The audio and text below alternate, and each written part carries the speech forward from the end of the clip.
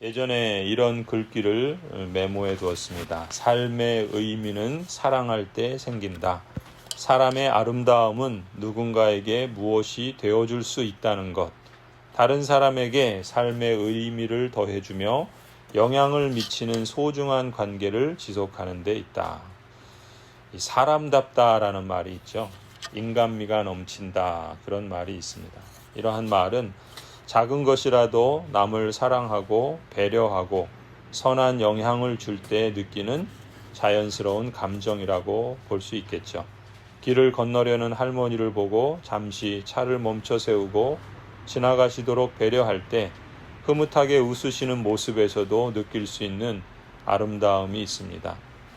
하나님의 형상대로 지음받았다는 말은 하나님처럼 사랑하고 배려할 수 있는 영향력을 가진 존재로 지음받았다는 의미이지요. 하나님이 모든 만물을 지으시고 섭리하심으로 그 사랑을 베푸실 때 좋았다 의미를 찾으시고 기뻐하시듯이 우리도 사랑할 때 누군가에게 인간미를 느낄 수 있도록 할 때 원래 지음받은 대로 사람답다고 느낄 수 있습니다. 그럴 때 우리도 흐뭇하고 기쁘죠. 삶의 의미를 느끼기 때문입니다. 이런 의미에서 그리스도인은 삶과 사역을 통해서 사람다움을 회복하고 누리고 나누는 진정한 사람들이라고 볼 수 있습니다. 내 주변에서 삶을 회복하고 누군가를 크든 작든 배려하고 또 사랑을 표현하는 것, 그것은 하나님의 형상대로 지음받은 새 사람으로서 의미를 누릴 수 있는 복된 길이요 참된 보람이 있는 길이라 믿습니다. 신앙생활은 이런 점에서 그리스도 안에 있는 새 사람으로서 사람다움을 회복하는 여정이라 볼 수 있죠. 인간미가 있는 사람으로 사는 것이 그리스도인의 사명입니다. 그런 그리스도인을 보는 것은 참으로 복되고 참으로 아름답죠. 반대로 모든 만물 가운데 또 가장 추악한 존재가 바로 사람일 수 있습니다. 달리 추악한 것이 아니라 하나님의 형상으로서 인간다움을 상실한 것이 가장 추한 것이죠. 사랑하고 의미를 주고 나누기보다는 싸우고 빼앗고 자기만 아는 존재로 전락할 때 가장 추할 수밖에 없습니다. 짐승만도 못한 사람이라 이렇게 말하는 것은 인간답지 못하고 또 사람다움을 상실할 때 흔히 쓰는 말이죠. 그것은 곧 하나님의 형상으로 지음받은 사람답지 못하다는 말이기도 합니다. 이것은 근본적으로 하나님으로부터 멀리 떨어져 있는 증거이기도 하지요.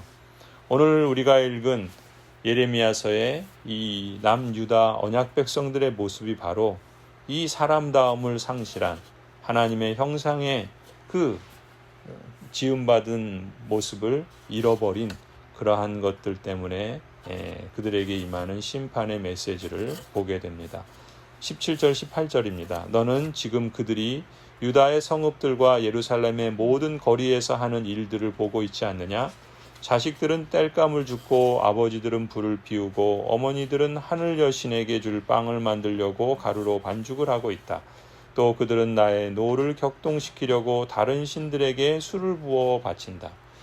이 자기중심적인 만족을 위해서 이방인들이 하는 그러한 우상 숭배에 빠져 있는 것이고 또 하나님을 모르는 사람들의 이 세속화에 물들어 있는 모습이죠. 자식이든 아비든 부녀든 모두가 다 혈안이 돼서 힘쓰고 있는 일들이 다 하나님을 멀리하고 또 하나님의 노를 격동시키는 그러한 엉뚱한 일들을 하고 있는 것이 당시 유다의 언약 백성들의 모습이었다는 것입니다. 그러나 정작 그 유다의 언약 백성들은 자신들은 하나님을 잘 섬기고 있다라고 또한 그러한 열심으로 하나님을 제사하고 있다고 그렇게 여겼던 것이 더 당황스러운 일이죠. 마치 사도 바울이 유대인들을 보며 특히 종교 지도자들을 보며 또 자신이 믿음이 있는 사람들이다, 열심히 있는 사람들이다 라고 하는 그러한 모습을 보며 이렇게 증언했던 것과 유사합니다. 로마서 10장에 말씀하죠. 나는 증언합니다. 그들은 하나님을 섬기는데 열성이 있습니다. 그러나 그 열성은 올바른 지식에서 생긴 것이 아닙니다. 그들은 하나님의 의의를 알지 못하고 자기 자신들의 의의를 세우려고 힘을 씀으로써 하나님의 의에는 복종하지 않게 되었습니다.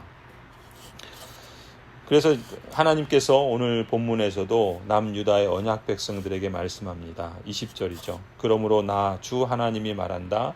나의 무서운 분노가 바로 이 땅으로 쏟아져서 사람과 짐승과 들의 나무와 땅의 열매 위로 쏟아져서 꺼지지 않고 탈 것이다. 바로 이 땅은 하나님께서 약속하신 축복의 땅 가나안입니다. 그런데 하나님께서 바로 그 땅에 하나님의 무서운 분노를 쏟아놓으시겠다 말씀합니다. 거기에 사는 사람이든 아니 짐승도 들의 나무도 땅에 열매 맺는 그러한 나무들도 다 그 분노에 꺼지지 않고 타게 될 것이다 라고 말씀합니다. 그렇게 보면은 땅이 중요한 것이 아니죠. 그 땅에서 누구와 함께 또 누구를 섬기며 누구의 뜻을 따라 사는가라는 것이 중요하다라는 것을 봅니다. 아무리 험악하고 힘든 광야의 여정 속에서도 하나님께서 함께 하시면 그곳에는 마르지 않는 샘이 있고 또 그치지 않는 양식이 있으며 하나님의 보호와 인도하심이 있지요. 그러나 아무리 축복의 땅이고 많은 열매를 맺고 부유하게 평안하게 남부럽지 않게 사는 땅이라도 거기에 하나님이 함께 계시지 않고 하나님을 멀리 떠나 있고 하나님을 모르고 외면하며 살아간다면 그곳이 곧 지옥이고 또 그곳이 곧 진노의 땅이라고 할 수 있겠죠. 이 모든 모습들은 한마디로 사람이 사람답지 못하기 때문입니다. 사람이 사람답지 못할 때 자신도 고통스러울 뿐만 아니라 그로 인해서 짐승도 또 들의 나무와 땅의 열매도 주변도 고통을 당하기 마련이죠. 이러한 자식들의 탈선을 보면서 그래도 포기하지 않으시고 거듭거듭 예언자들을 선지자들을 보내셔서 돌아오기를 촉구하시는 그러한 하나님, 그 하나님 아버지의 우리 마음을 보게 됩니다. 21절부터 말씀합니다.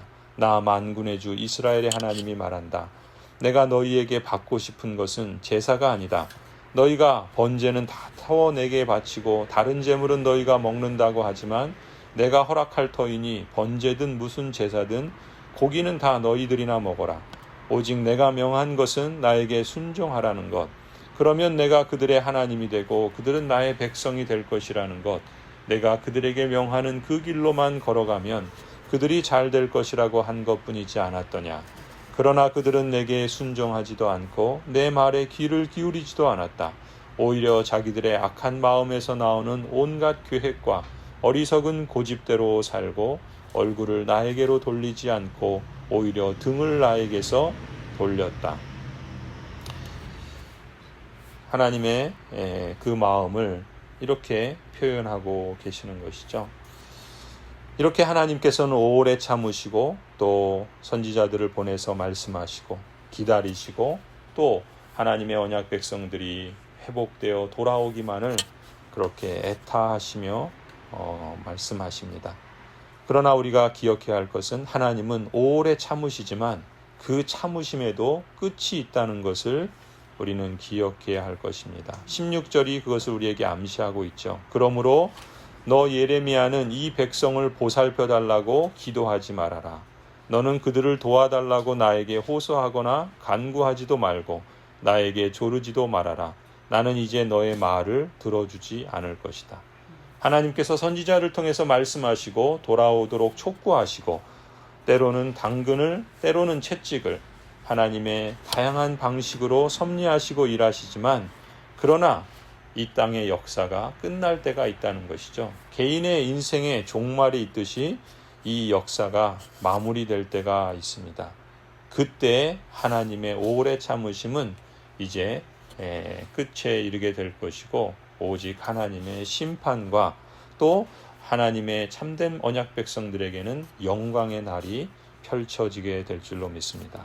성도 여러분, 그리스도인은 끝이 있다는 것을 아는 사람들입니다. 그것을 또한 인식하면서 사는 사람들이죠.